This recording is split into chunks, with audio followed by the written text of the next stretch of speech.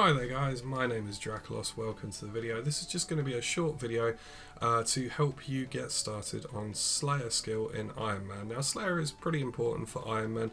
It's a good source of combat training for a start, but it also is a good source of various drops such as herbs, secondary ingredients for herb lore and summoning, various equipment drops later on in the game, and it also is needed for certain quests as well. So we're just going to go through a few of the basic things you want to make sure that you are doing or working towards to really get the most out of the skill. So the first thing we're looking at right now is what do you want to be aiming to buy with your Slayer points. Well, the first and most obvious thing is the Slayer helmet. This of course requires the Smoking Kills quest, which we will go into a little bit more later on in the video. You also want to be looking at broad arrows and broad bolts. Now these are intended for use against Turoths and Kurasks, however they are actually tier 50 ammo and they are better than the rune counterparts, which are also tier 50. So I highly recommend buying them. They will serve you really well, especially the bolts, right up until you can get a royal crossbow and start using royal bolts. And for the amount of points they cost, they're quite cheap.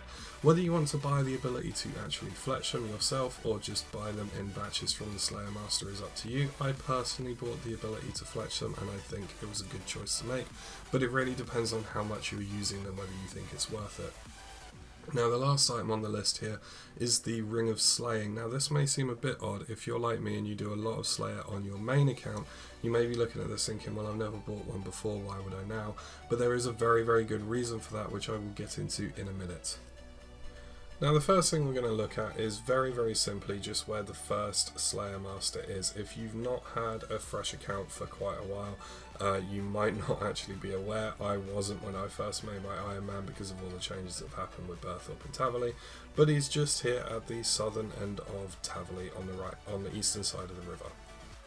So the first thing we're going to look at with regards to the mid-game of Slayer is the Smoking Kills quest. Now this is again one of the more obvious things that a lot of you are probably already planning on doing.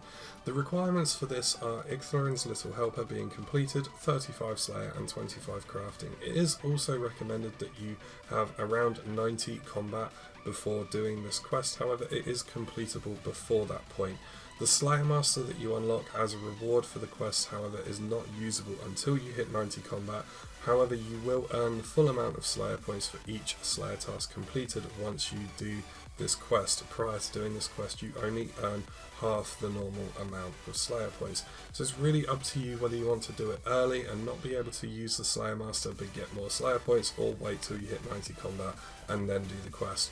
You also unlock the Desert Slayer dungeon, which has more powerful versions of Slayer creatures such as Banshees and Cave Crawlers, and you unlock the rewards shop fully, meaning that you can purchase the ability to construct a Slayer helmet, and then you get a nice little 5k Slayer XP as well.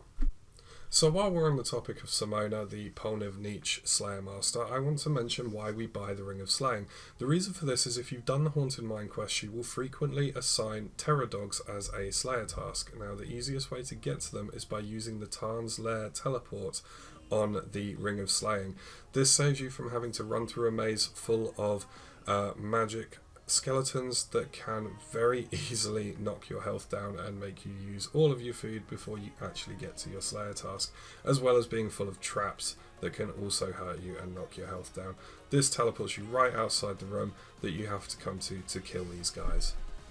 Now the last tip that I've got for you guys in this video today is that you will want to be doing the Cabin Fever quest. Now this is a very old quest, it's mid-game and a lot of people probably won't have done it on their main account, so I know I didn't do it till long after I maxed out my combat on my main account, but it's worth doing as soon as you can on Ironman. The reason for this is when you complete it you get access to the island Mosla Harmless. Now the reason you want access to that island is because that's where the cave horrors are, and they are the only monster that drop the black mask, which is the key component in the Slayer helmet. So once you've completed the Cabin Fever quest, it's quite an easy quest and actually quite fun. You're just going to want to travel to Mosla Harmless. Now the easiest way to do this is by using the Ecto file if you've completed Ghost Ahoy to get to the Ecto Hunters, running into the Ghost Port, the name of which I'm not going to attempt to pronounce, and running over to Bill Teacher's ship, which is the furthest one out from the docks.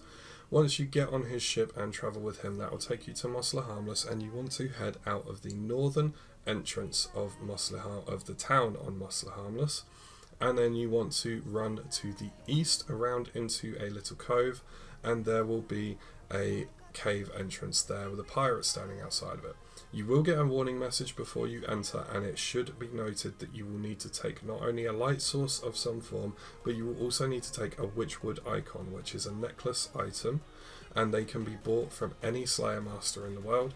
So long as you have that equipped, the cave horrors will not be able to do their special attack, which reduces your stats and can hit very, very hard. Once you have that neck item equipped, they're actually incredibly easy to kill. They're weak to air spells, but I actually kill them with melee very, very easily. They're one of those monsters that, despite their weakness, once you've got mid-game stats in combat, you can pretty easily kill them with whatever style you feel like using. The last thing I'm going to mention as far as cave horrors are concerned is that the Black Mask drop, while it is listed as supposedly very rare, I found that I get one after about half an hour of killing them. They're very easy to kill, so I'm not sure exactly how many kills I get in half an hour. It's probably quite a few, but it really doesn't take long at all. You also don't need them as a Slayer task to get the drop. When I first unlocked the ability to make the Slayer helm, I just went straight there and sat there until I got my drop. Like I said, it took about half an hour, and every task I've had since I've got a Black Mask from, so it's very easy to get despite the supposed rarity. And with that, we come to the end of the video. Hopefully some of this helped you. Hopefully you enjoyed it. If you did, then like, comment, subscribe, all that good stuff, and I will see you in the next one. Thank you for watching.